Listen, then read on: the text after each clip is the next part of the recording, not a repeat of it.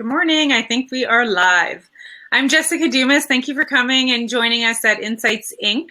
and an opportunity for us to have a conversation with some really cool people. So I am a facilitator. I'm a life coach. I have an online life coaching program, and I do a workshop called Indigenous Insight Seminars. And through doing that work, I've been connecting with so many non-Indigenous people, and I found that there's really a need to really make that connection of who are these Indigenous people? Who are the people that are out there doing things, doing amazing things? And I feel like I've been so blessed to get to know so many of these people. And so that's why I decided I'm just going to do this, because with the Indigenous population in Canada being recognized as the fastest growing population, that got my attention. I heard that years ago and have been waiting to have this conversation. But since the recognition of the Truth and Reconciliation Commission calls to action, there's more of a warm, engaging opportunity for Indigenous and non-Indigenous to talk about the history of Canada and to talk about what do we do about going forward? How do we make this happen?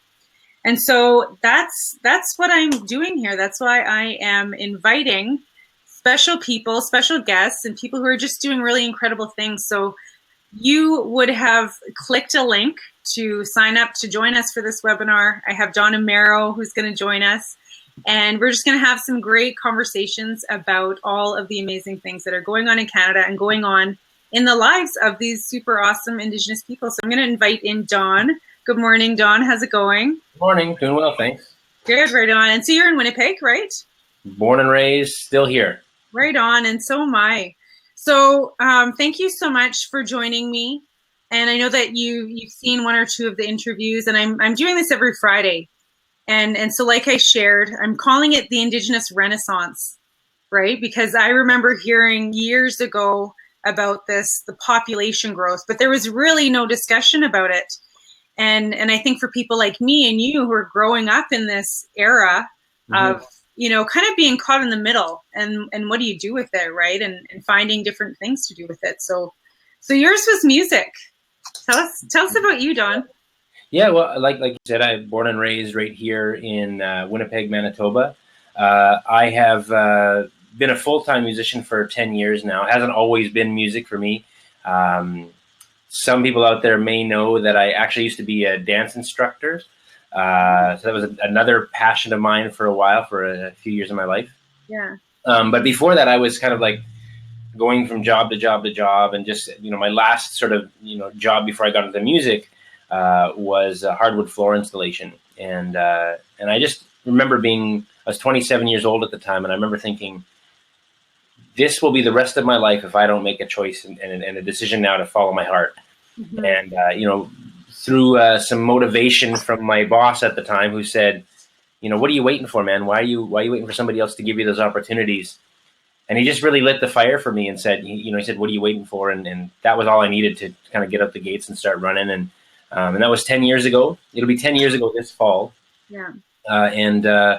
And so, yeah, my thing is I get to travel all across Canada, mostly in Canada. I've done some stuff in the US. Mm-hmm. But for me, my playground up till now has mostly been in Canada. But I'm looking forward to seeing where that, I'd love to go to Europe, Australia, more in the US, South America. So you never know where this will lead. But for me, it's just been an incredible time to get to this place in 10 years where I'm now, it's a sustainable career for me. It didn't start that way, but it's pretty incredible to come from, being an independent musician, trying to figure out his way, to now I've got a great team of people that are supporting me and helping me, and feel pretty lucky. Amazing. I love that often the conversations when I'm talking with an entrepreneur or an artist often starts about hearing that calling, right? Just that recognition of, is this what I should be doing with my life, and what should I be doing with my life? And then acting on that. And that's a scary thing. Extremely scary, because especially when you're following a passion that has no, it's not a 9 to 5. Like, I don't clock in and clock out. It's really the hours that I put in are up to me, and at the end of the day, I can put in 10 hours and not see a dime. Some days I can put in an hour and a half and get paid really well. So it's really about, it's always balancing and making sure that you as the artist is pouring yourself into it constantly. And And I think that the hope is that it becomes a sustainable career where you can pay a mortgage and feed your family and all those things. And I know a lot of musicians out there struggle to do those things. And you know, if it wasn't for, you know, my wife early on working 2 jobs to provide for us, and you know, it's gotten to the place now where she's home with her kids and working harder than ever. But now she gets to be home with them, and I'm, you know, solely focused on music as our income, as our sustainability. And it's been incredible because, I mean, to be able to follow your passion and have that to be your livelihood, it's a beautiful thing. It's always like, it's a little bit like when you jump in, you're jumping off a cliff and you never know how the landing's going to be. So Yeah. And yeah, I'm so big about like motivational quotes and inspirational quotes. And often you'll see that picture about taking the leap, right? And you literally see someone on the edge of the cliff.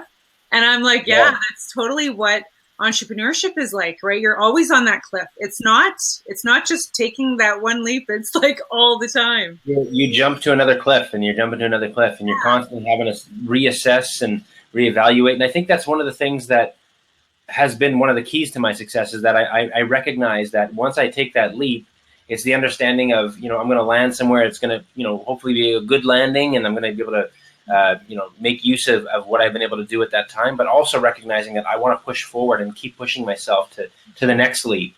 And I've never been afraid of what that means. I actually get excited about when opportunity comes to jump in, because I feel like that unknown, that's exciting to me. The idea that it's not all drawn out, it's not all planned. You know, I think there's some sense of adventure, you know, in that for me that I really, really enjoy. Awesome. So I should mention, at some point in time, my kids may come barge in our interview. Okay.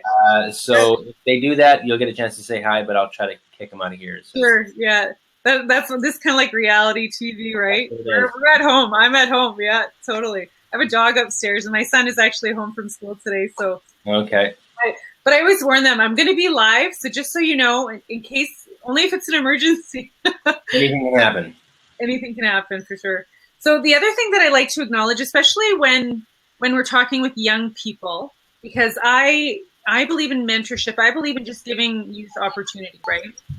And I also really encourage people to follow their dreams, listen to that passion, and play with your imagination. Oh, there they are now. So I'll try to get to this question. Yeah. So what my question, or I guess question, what I want to hear about is, it's so important for people to realize that before you make it big, or before you are, you know, experiencing the life that you're at now, you've had to start somewhere, right? So even starting from your childhood, and you already mentioned that you worked several random jobs, you know, very similar to what I did. And it's almost like you're looking for yourself or finding yourself, right? But I think it's important for people to know you don't just get there. You don't just take that step and boom, here I am. A lot of work goes into developing who you are. Yeah. So, well, for me, it was, you know, like you said, it's a series of things and happenings in your life and pursuit. You know, like I feel like I've been pursuing this since I was 15 years old. And I spent the better part of 10, 12 years kind of discovering what it is that I had to offer. I mean, I'm still discovering, you know, this far into it, you know, 22 years of playing, writing, and, you know, I still feel like I always say this, I always feel like I've only scratched the surface, right? It's interesting. I've always said that, whereas I'm in this season of my life now where I feel like I'm getting a little bit deeper than just the surface, which is really cool to be able to say that. Yeah, I mean, I think it's all dependent on your look and outcome. You know, they always say that, you know, you can look at the glass half full or half empty. And, you know, I think a lot of people would have looked at my life and said, well, that glass is half empty. You know, I grew up in the north end of Winnipeg here. Just give me a second. I want to just tend to my kids for a second. Sorry. I got to put out a fire here. Sorry. Okay, sure. I'll, in the meantime, I'm just going to talk a little bit about, okay, let's see. How do I, there we go. Just for a second, just to give him a couple minutes there. So donamero.com. So we're going to hear a little bit about, you know, how recent is this website? What's happening next with that sort of thing? But check that out, because that's where you can find some more information. How's it going? There's reality TV for you. So where was I there? So so, like when I was saying, like, a lot of people might look at a life like mine and maybe have some people in the same shoes would look at it as a life like with a glass half empty. And I've always been able to look at my situation and kind of go, there's there's a way to look at this, and I can be really beat up and let it take me down, or I can look at this and let it motivate me to get out of this particular situation. And like I said, I grew up here in the north end of Winnipeg. Pretty poor family. We didn't have much. We had what we needed, and so that was enough. Mm-hmm. But for me, there was some abuse stuff in my home. There was some eviction stuff that was happening in our home, and also in our community. I mean, I saw it everywhere, and the cycle always seems to be that a lot of people sort of tend to follow suit. And I just saw that, and I said, these all seem like dead end roads to me, and I wanted to look at life like a big map, and kind of know that, for me, I wanted to be successful, I wanted to be healthy, I wanted to be smart, and if that was my goal, I wanted to take the path that was of least resistance to get there, and so for me, I saw that, drugs, alcohol, gangs, all those things that were in my neighborhood and available to me, I just saw were just going to be pulling me away from that overall vision and dream of successful, smart, healthy, all those things. And I think that's a big, that happened to me at a young age. I remember being 15, 16 years old, and not that I never fell into some pits along the way, but I always kept kind of getting out of that, because I just saw, this is going to take me down, and I don't want to be perpetuating this thing that I know and I've seen up till now in my life. And so that's what really motivated me to keep going. And so whenever things get hard in my life, rather than let them just continue to beat me and kick me when I'm down, I fight back. And that's just sort of been something that's come through me innately. I thank my parents for that spirit inside of me that I have to do those things. And I think if more people looked at things that way, then I would guess that their situation could be a lot different than it is. If they're, when you fall in those pits, some people tend to lie down and just take it. And it's just not in my DNA to do that. Yeah, I agree. And that's a tough position, especially when you're young, right? And making decisions for yourself. So good for you. Yeah, and I think a lot of people, I think we're told, live while you're young, just be young, and I think that's important, and live your youth, and because you don't always have that, and you're gonna look back one day and think, oh, I should have done this, I should have done that. But for me, I feel like I took advantage of those teen years to really develop what I have now. I feel like I haven't changed much since I was 15, 16, 17 years old. I've always been kind of this size too. Like I'm not much bigger or taller since I was when I was 15 or 16. So I sometimes feel like that same 15, 16-year-old kid with a few more gray hairs. But when you follow your dream and your passion, like I did, and like you are, I feel like in some ways there's a bit of that fountain of youth in that too, that you always stay young when you do that. Definitely. Yeah. Oh, that's great. Okay. So how did you get into this industry? Like what sort of was that step for you, or that opportunity for you, that you were like, wow, I'm going to sing? Well, I mean, we got time. I'll tell you the long story. Okay. When I was 15, I had never done anything with music before. I grew up in a home of music. My dad played, my mom sang, but I didn't know whether I had any gifts in music at all. I didn't really do anything with it. But then there was a girl in grade 9 that I liked, and I had a crush on her, and I wanted her to notice me. And my thought was, at that point in time, she was always in the arts. She was in theater and all those things. And I thought, well, and I was always like a shops woodworking guy, and trying to do those kinds of things. And when I knew that she was involved in music, I was like, I should audition for the school play, because at least for 30 seconds while I'm up there auditioning, she'll see me up there, and that the images of like everybody standing up and applauding and being like, "You're the best, Dawn," was going through my head. Yeah. And I was like, yeah, this could be cool. I could be like a real champion here. And so I got up and I sang a song from a play called Oklahoma, and I can't remember which song it was, but I sang it. And when I was done, the teacher and a couple of the girls in the front row were kind of misty-eyed and kind of crying, and I was like, oh man, this is a disaster. This is not what I thought was going to happen. And apparently I had a voice, and I got the lead role in the play that year. And, wow. and it sort of set me off in this direction, and I found something inside of me, like a switch went on, and I was like, this is where I belong in the arts, and that's what led me into to dancing and stuff like that. And I went to the Winnipeg Ballet and did jazz and hip hop and stuff there, and the girl never did go out with me. She didn't like me. She checked no on the box when I asked her, will you go out with me, yes or no? And but and then what happened from there is I picked up my dad. Or Twitter and Facebook, so you had to write her a note. yeah, exactly. I wrote her a note. Yeah, I didn't tweet her in those days. And my dad had this old Gibson Hummingbird guitar, and so around the same time that I was in that play when I was 15, I picked up a guitar and I just started learning chords. I said, Dad, teach me a chord, and he'd show me this chord, and teach me another one, and over the course of 6 or 7 months, I had 2 or 3 chords that I could play really well, but I wasn't good enough to actually learn any songs. Mm-hmm. So when I was playing these chords, I was like, I should just make up my own song. And so I literally started by writing my own music and writing my own songs. And that's kind of mostly what I've done. I mean, up to this day, like I only know, 10, 15 covers. Like people are always like, oh, play this song. I'm like, I don't know how. I've spent my whole career just writing most of my own stuff. And then I started going to open mics and I would hide behind a music stand, and I'd kind of peek around to see what people were thinking of these songs that I was doing, and then eventually I got rid of the music stand, and this was kind of all through my early 20s, and I'd start to kind of book my own shows a couple times a year, and then eventually, that's what led me to being a hardwood floor installer, and then saying, you know what, I gotta pursue this, and quitting and getting into music full time.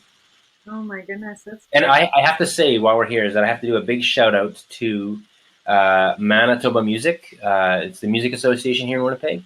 They have been a real strength for me and so many independent artists, because they offer us the tools that we need to really do it yourself. It used to be that you needed a manager, a label, an agent, and all these things to really get behind you to take your music to the next level. Whereas now we as individuals have this opportunity to really build our own careers without all those things. Those things would make it easier, but I think when you're starting, there is this element of you really should plant your own feet in this and figure out your road, and then those other elements will come along. And I'm happy to say that those other elements have come along in my career. So. Awesome. Yeah. That's excellent. I'm just going to share the Manitoba Music website. Yeah. The chat box, and then also acknowledge that there are a few attendees. So if you want to chime in with a question or a greeting, then please feel welcome to do that right now and anytime. And just for anybody else who's going to see this, whether they're watching today or we'll see this kind of later on down the road, every province in our country has a music association. So here in Manitoba, it's manitobamusic.com. But every province has a music association that can kind of help you in the same way. So, if you're not from Manitoba, there's probably one locally for you that as a young musician, you can kind of tap it. Young or old musician, doesn't matter. You could be any age, and they'll be there to help you. That's awesome. And so I just want to go back quickly. You said that you were a dance instructor. Mm-hmm. I didn't know that. So talk a little bit about that. Well, yeah. So when I was at 15, 16, 17, I took dance in high school, which was really funny because it was a bunch of jocks in the class. And a big reason why that was because the teacher was really hot and people wanted to go to class. But then we all got really serious and we were like, we're really good at this. And so it was a bunch of dudes like from, football and hockey in this dance class, which is like a complete contradiction to what people thought was going to happen in this school. And it kind of became a big thing in Manitoba, my teacher at the time, Sophia, she's still a good friend and an inspiration to me. And that led me to training at the Royal Winnipeg Ballet, and I was there for a few years. And then I danced at the 1999 Pan Am Games when they were here in Winnipeg. Oh, awesome. I met a good friend, my good friend Eddie, at that time. And he said, hey, we're running this dance studio over here. Would you like to come and teach? And I was like, I've never taught before. So I kind of made up a bunch of moves and doing choreography is kind of like writing songs. You kind of make movements up, and if people can kind of mimic them, then, and it's funny because a lot of people in the music world that know me don't really know that that's part of my background, but that was in a time too when we weren't filming everything and putting it on YouTube. So luckily for me and you guys, there's not a lot of footage out there. So would you do that again, or spend any more time doing that again in the future? I don't know. Like for me, it was like hip hop and breakdance, and that's a real like it takes a lot out of you, like to really any kind of dance really does. And I don't know. I'm not sure. Like I'm having a hard time knowing if that was what happened for me. Was actually it was a crossroad. I got into teaching for about 5 years. I taught at a studio here in Winnipeg called Masterworks, and I was 26 years old, and I came to this crossroad of like I'm good at dance and I'm good at music. I don't want to be good at a bunch of things. I'd rather be great at something. And so I just said I came to this crossroad of like, do I choose the dance? Do I choose music? Mm-hmm. And they're just inside. The answer for me was music, because I looked at the future and I said, down the road I could see myself being 60 and still being on stage. I mean, we have many examples of those. I didn't see myself being 60 and still breakdancing. So I had led down that road, and I still have a big passion and love for dance, but it's just not something I do on a regular basis. I go to the gym, but I don't do top moves at the gym. Good for you. So you're on the information, I think, on your Twitter, your website, and maybe your Facebook page also, it says that you are a stylist and a storyteller. So stylist, what does that mean? That's a good question, because I don't really know. I do my hair very well. I'm a good. It looks. I think that the stylist was a little bit more like something that sets you apart. Like he has his own style. Like it's like, when you hear a guy like Eric Church, country singer, it's Eric Church. He's got his kind of own thing. Right. And I think what we were trying to say when we used that term stylist was kind of like, when you hear a Don Amero song, it's Don Amero. It's not really. It's kind of has sounds and inspirations from other people, but it's Don Amero's voice. And so I think that's what when we chose the word stylist, that's really what we wanted to emphasize, was sort of like, here's a guy who has his own thing. It's not trying to mimic or copy what other people are doing. Of course, I'm inspired by many others, but it's really about making sure that I always bring something unique to the table, and that's I think what we imply with the word stylist. Great, yeah, it makes total sense. And so storyteller. And then I want to kind of partner that question with, where did that term go? A bridge, a voice bridging the gaps. Mm-hmm. So talk about that. Yeah. So for me, the voice bridging the gaps is I think in one big way, because of, my Indigenous background on my mother's side. So my mom's Métis and Cree roots on her side. My dad's from Nova Scotia, so I have some East Coast French Acadian roots on his side. But I've always identified as Métis because for me, it's, growing up here in the north end of Winnipeg, Indigenous community, mostly knew my mom's side of the family. So it just was the one sort of part of my background that really resonated with me. I'm really proud of my East Coast roots, but it just wasn't something that was instilled in me that I knew as well as I do in my Indigenous roots. So, but for me, as a Métis guy, like I thought there's this major conversation right now about, reconciliation, about, Indigenous backgrounds and non-Indigenous backgrounds, and how do we come together. And my hope has always been that I could be a voice, bridging that gap between the two communities, and really be somebody who's trying to support with kindness and goodness and friendship. And, I'm not an activist. I'm not somebody who's on the front lines screaming through a bullhorn. And I think those people are important, and it's good to have those people because they shake trees that need to be shaken. But my method has always been hugging and sharing with love and peaceful words. And that's really what I want to do with my music. That's my vision as an artist, is to be a voice bridging the gap. And that's one example of that. But I think there's many more ways that analogy works in my career.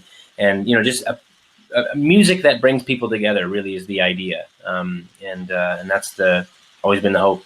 Yeah, very nice.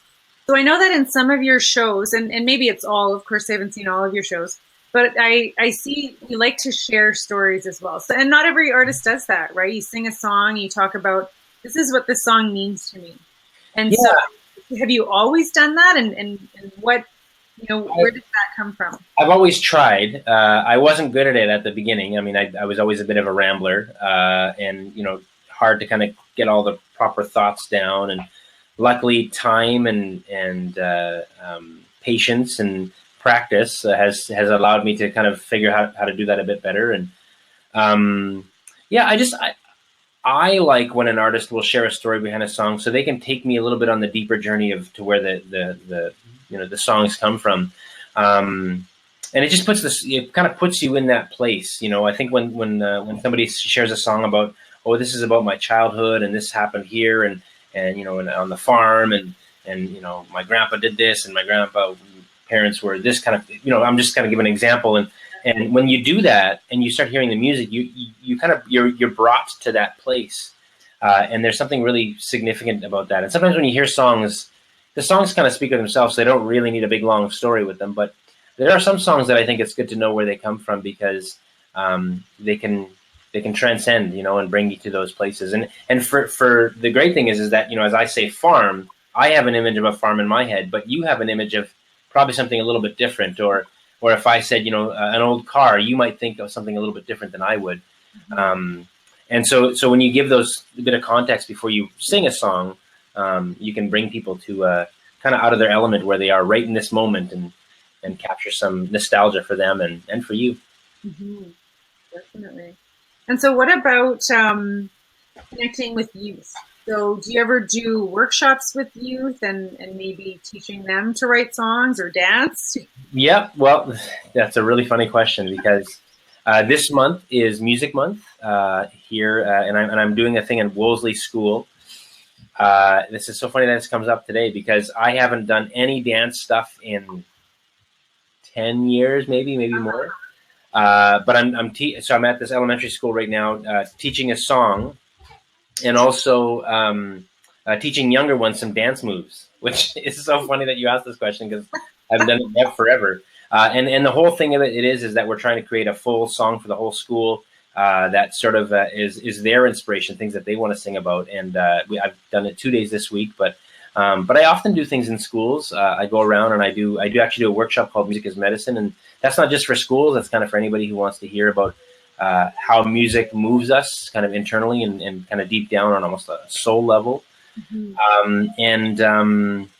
And yeah, like I think a big part of what I do is really wanting to inspire and encourage youth. I've done a lot of stuff in schools. I've got some stuff coming up in the next few months where I'm part of school assemblies, and I've done some keynote speaking at graduations. So yeah, it's a big thing for me. If I can be somebody who's making the world a bit of a better place for the next generation and encouraging and inspiring them, then I've done my job. So I wasn't thinking of this question earlier, but I think it's kind of a bigger question for me in the time that we're in. So the time of reconciliation, the time of following our own passions. What do you think that it means to be Indigenous in that time? So to be a Métis man in this time of reconciliation, like, do you feel like it's a big responsibility on you? What do you think of that? Yeah, that's an interesting question. I feel like we owe a lot to our ancestors. I feel like we owe a lot to our current elders. We owe a lot to the people that have done a lot of the heavy lifting. In the Indigenous circle, who have really gone to the front and said, "Look, those protesters, those people with the bullhorns, have said." Enough is enough. We've taken enough abuse. It's time to change. I think we are now, you and I are living in a time when we've benefited from those people, raising their fists and saying enough is enough. And so I think it's the best time to be alive, in our history. And the fact that our country on a government level, at our dinner table level, people around their homes are having this conversation about reconciliation and saying, this is a responsibility that each one of us has, and I say that because the responsibility of the non-Indigenous people is to build relationship with Indigenous people and really not have answers, not say I want to help you, but say I want to be your friend and I want to support you and I want to put my arm around you and walk with you, and that's really what reconciliation to me means.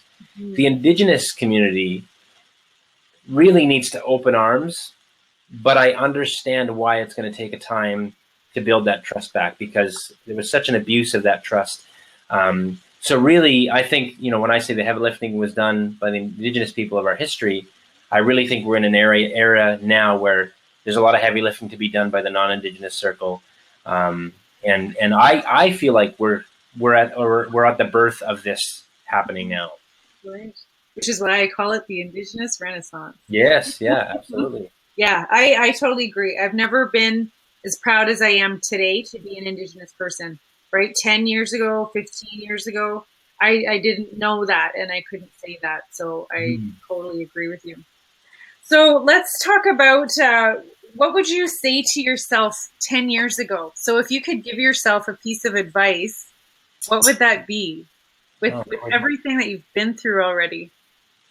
Well, it's funny because I didn't really know what to say when you were going to ask this question, and I because I mean, for the most part, like I said earlier, I still feel somewhat like that same 15-year-old, and I feel like I've always been pretty positive, and always kind of looked at the world like there's lots of good in it. But I think if I could go back about 10 years, exactly 10 years ago, around now, I was on Canadian Idol. I auditioned at the mall here at Portage Place Mall in Winnipeg, and it was funny because I was just driving through downtown one day, and they said auditions for Canadian Idol are happening right now, and I was like, I'm right in the area. I was like, I'll just go. I didn't ever think it was going to be something I would do, but I was like, oh, here I am. It's Sunday afternoon. There's only about an hour left in auditions. I went, no lineups, nothing. I just basically walked in. I was like, could I audition? They're like, yeah, sure, sign here. And they gave me a number. I walked upstairs. I went to one room and I sang a song. I don't remember what it was. And I walked in. They said, okay, cool, go see these people. And I went to the next room and sang for them. And they're like, okay, come back tomorrow for the TV auditions. I was like, really? Okay. So I went the next day and I auditioned for the judges, so the actual Canadian Idol judges. And then I got a gold ticket to go to Toronto. Wow. And all on a whim, all of something I hadn't planned. And then when I got to Toronto, there was 5 days in Toronto, and I had made it through 4 cuts. So I was down to the final day. First day there's I don't know how many people, like 500 or 600 or something. Wow. It whittled down to 75 people. They could only take 22 to the TV show for the final cut. And I remember thinking, I've come this far. I feel like it's funny because I remember thinking I was like, I'm a better singer than that person. I could sing better than that person. And I was like, I'm gonna make it. And they cut me. They cut me on the last day of cuts before the TV shows.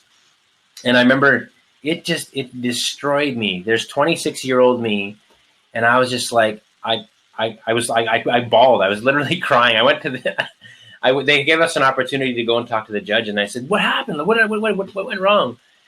And they said, oh, sorry, man. It was a tough choice. If we could have taken you all, we would have. All the things that they're supposed to say, they said. Yeah.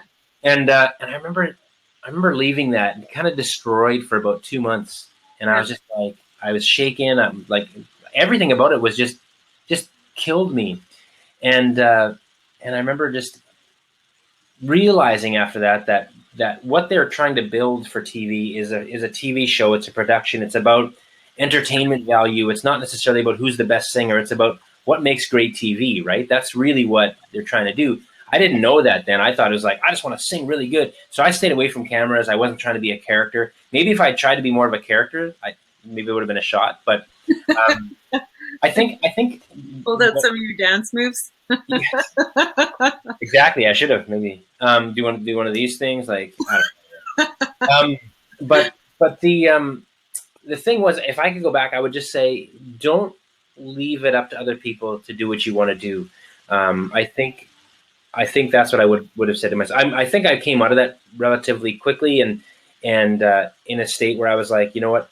That's what moved me to really get out and do it on my own. Because if it wasn't for that, I'm not sure that I would have gone on to do what I do now. I think I needed that kind of as a kick in the pants to just say, I'm leaving it up to other people to give me this career. And I was like, okay, I got to really do this on my own. And I think if I can go back, I would say that. So, because I kind of lost a bit of myself for a couple of months after that. And so 10 years ago, that's what I would have said to me. Great. That's beautiful. I love it. And I really like that you touched that as well about leaving your life up to chance, up to other people, right? Because a lot of the stuff that I do in my coaching and helping people follow their passions and discover their passions, sometimes I'll just say to them, permission granted. Because we wait for that permission, we wait for that approval. And I think that's something that our society convinces us that we need, right, as we grow up. Well, you need to have permission.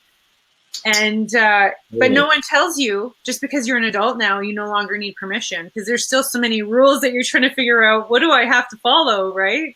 Well, and I think it's so easy for us we want to so easily pass blame onto others. But like, I think if we just turn that scope around and go, what is it that I can do in this situation? And so when things get tough, we often go, oh, it's because they did this and because that's happening over there. Instead, we kind of go, wait a second, what can I do to change my situation? And I feel completely blessed that I've had this mind that says, what can I do in this situation to make things better? And rather than blaming, just finding another way. Find another way. That's what I'm trying to say. There's another way. It's not always just one way. Yeah. Awesome. So I also wanted to mention that when I shared the post, I tagged you from your Facebook, and it says Donald Amero, and then you had the little comment with, "Oh, I prefer to be called Don," so that's pretty funny. Well, it is funny because, like, I know my name's been Donald up there for a while, and I don't think I ever changed it, which is really funny because, like, it's always been Don, and like, I mean, my real legal name is Donald. Yeah. But yeah, I just until you posted it, it didn't occur to me, like, people are going to call me Donald. So, well, when I looked at it and I saw Donald, I was like, oh, maybe he likes Donald. I don't know. Yeah, I thought I was going to wear my tuxedo for our interview today. No, yeah, I mean, I'm happy with my name. I'm not like, don't call me Donald, but it's just funny that that I didn't catch it when you first sent me that image either. I was like, oh yeah, it looks good, and but I didn't see that. I didn't notice the big bold Donald. I was like, all right. I thought it was funny too. So people will often call me Jess, and I prefer to be called Jessica, but I don't correct anyone. People call me Jess all the time, but I just thought it was kind of funny. So, all right. So tell us, and then again to anyone who's watching live, let us know any questions or comments that you want to add. But what is next for you? What's going on with business, and are you working on music? Yeah, it's interesting because, like, I've done 5 albums now. So back in 2006, after Canadian Idol, I went up in my sister's attic and I recorded my own album, and just really kind of did it, guerrilla, do-it-yourself style. It's great. It's been a great album. I was able to get a lot out of that first one, but now I've done 5, and my last one got me 2 Juno nominations, which is incredible. And so my last one's called Refined, and I released that in 2015, which was kind of the album I've been trying to make my whole career up to now. It's a phenomenal album produced by my good friend Murray Pulver and Paul Yee here in Winnipeg, and I'm incredibly impressed with what these guys were able to do for me, and had great musicians and great production and a great team of people that came on board to help support it too. I did a Kickstarter campaign, raised 20 grand that way to pay for the album. So it was, all the parts came together to make a really great album. Then I got to this chapter in my life. I'm thinking, if I released the best album that I've been trying to release forever, I don't want to recreate that. It's always about moving forward. How can I do that? And so in a way, fate has led me to a young lady named Lori Brown, who is now my manager. We met at Breakout West last year, and I was sort of at this crossroads of, like, what's the next chapter of my career? And she said, well, maybe we could help you. And so she works with Porch Swing Entertainment out of Alberta, and they're now my managers. Her and Stephanie Baker are helping me out and figure out this next chapter. And because my stuff's always kind of tiptoed the line of country, people that know me, I'm kind of a roots singer-songwriter, kind of feels like John Mayer meets Ed Sheeran meets Keith Urban kind of sounds. And I just said, I really gotta target something now. And I feel like, the country scene is really open to new things, new sounds. And I said, because my stuff's already tiptoed the line there, maybe I really just got to jump in. We're using that as a theme today too, is just go for it. And they said, we love that idea. Let's help you do that. And they've got some great connections in the Canadian country music scene.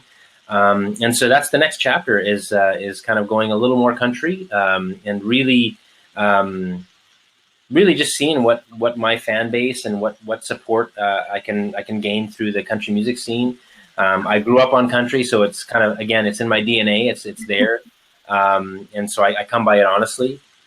And I've actually recorded 3 songs. I went to Saskatoon a couple weeks ago and recorded 3 songs. They are, as much as I say Refined is the next album, the best album I've wanted to do forever. Yeah. These next songs, so here's Refined. These next songs I feel are like a huge step up in the next direction. For the first time in my career, I actually got pitched a song, so a song that other writers have done. And it took me a while to kind of get my head around that, because I was always like, no, I got to write the song. It's going to be, it's got to be about my story. And I was like, wait a second, there's some incredible songs out there, some incredible writers out there that their stuff needs to be heard. And maybe I'm the vessel, I'm the bridge that gets that song to the world. And I was like, that's a huge honor. And so when I heard this song, the song's called Church, by the way. So that'll be coming out sometime later this year. At first I was like, I don't know, I'm not really sure if that's my song. And then I started thinking, the song got me thinking about my dad, actually. I lost my dad about a year ago. He died in March 6th, 2016.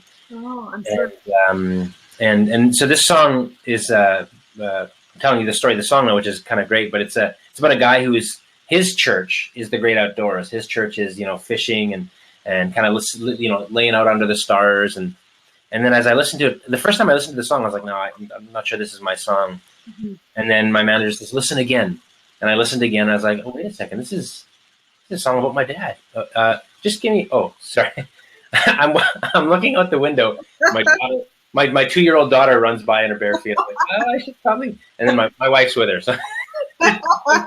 Thank goodness. So at that point of the video, you're going to see my eyes be like, what? So, but so the song is really, I realized it's about my dad, and I was like, I got to do this song. So we're really excited about that one. And so in the next few months, people are going to see this roll out into a big phase in Donald Amero's career. So that'll be your. I'm really excited. It's a step in the right direction, I feel, and I know I got a great team of people behind me to help me kind of take those steps. So it feels really good. That's great. That's fantastic. Well, thank you so much for sharing all of that. Yeah, no problem. And I know to anyone who's going to have the opportunity to watch this video, if you haven't seen Don Amero, definitely check out his show, because it's definitely a treat. And I agree, you're doing what you should be doing. So way to go on picking that road. Yeah. But thank you so much. I just want to throw it there too. Like, if people are wanting to find out more, I mean, obviously you can go to donamero.com is my website. I see you posted a link there. That's cool. And follow on Facebook, Twitter, Instagram, all those things. Every social media platform I have, I use pretty much Facebook, Twitter, and Instagram. There's always different content on each one of them. So if you like what I'm up to and you want to hear more about the journey, get on those, and you'll hear the songs coming down the line. You'll hear the stories. There's opportunities coming up actually right away. We're going to launch a Patreon campaign. I don't know if you know much about this, Jessica, but Patreon is basically where it's a little bit like Kickstarter. So Kickstarter was, you're asking people to fund a project, and I did very well with my last one, which is really great. But in this day and age, with music sort of shifting and changing, and the music industry is kind of always trying to figure out how is it sustainable to have a career in music anymore, and albums don't sell like they used to, and for me, I've gotten this far based on the fact that I've got friends, family, and fans that support me. I mean, they've gotten behind my vision as an artist to help make the world a better place with music. And so with Patreon, it's not necessarily about a project. It's about the vision and mission of an artist. And so if people really can get behind what I'm doing as an artist and being that bridge and the voice that's bridging the gaps, what I'm putting a call out there really soon is for people to get on board and find a way to invest, a little bit of money. It could be a lot of money. And really it's about just sort of saying, we believe in your vision and we want to see it come to life in a big way. And so very soon we're going to launch this Patreon campaign and hopefully get a bunch of partners that come on board to help support the vision and mission. And so by following your social media accounts, they'll learn more about that. Yeah, we're going to be, probably in the next few weeks, we're going to be launching a lot of that, and people get a chance to see really what it's about and take them on the deeper experience, and really creating, for lack of a better way of saying it, just a team of investors and supporters in the vision and mission, and that they sort of become a little bit like kind of like my board, my my team of people that I can kind of go to and say, here's where we're headed. You know, I'd love to hear your feedback, and it's sort of like our own special Don Amero club, I guess. Fantastic. Yeah. And so I just should clarify then. So if they're looking for you on social media, they're looking for Donald Amero or Don Amero? See, that's the thing. So Don Amero was taken up on Twitter. So I'm Donald Amero on Twitter, okay. And I'm Don Amero everywhere else. Okay, so Donald Amero on Twitter. Okay, excellent. Well, thank you so much. I know that you're going to continue to be successful and just inspire everyone around you with sharing your music and your stories. Okay. Way to go. Well, I appreciate this, Jessica, and I look forward to our next chat. Absolutely. Talk to you soon. Take care. You too. Thanks. All right. Well, that was fantastic. Let's see. How do I... Excellent. So Don Amero has left the room.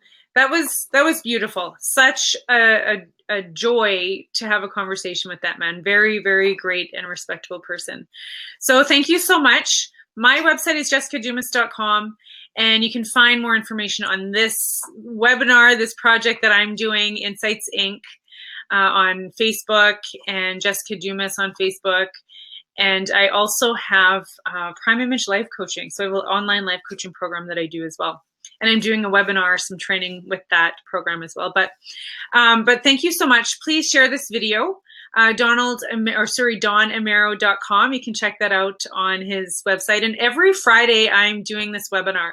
And again, to create that network, to share stories, and to just create a new place for Indigenous to really shine in this time that I'm calling the Indigenous Renaissance. So I am connecting with a few students, some high school students, some university students, and next week I'm going to have a young lady join me, and I'm super excited about that, to hear from the youth about, you know, what are they hearing in their environments about reconciliation, and what are they hoping for the future? What are they working on? I mean, industries are changing. So many things are changing. So thank you again, jessicadumas.com. Take care, and talk to you soon.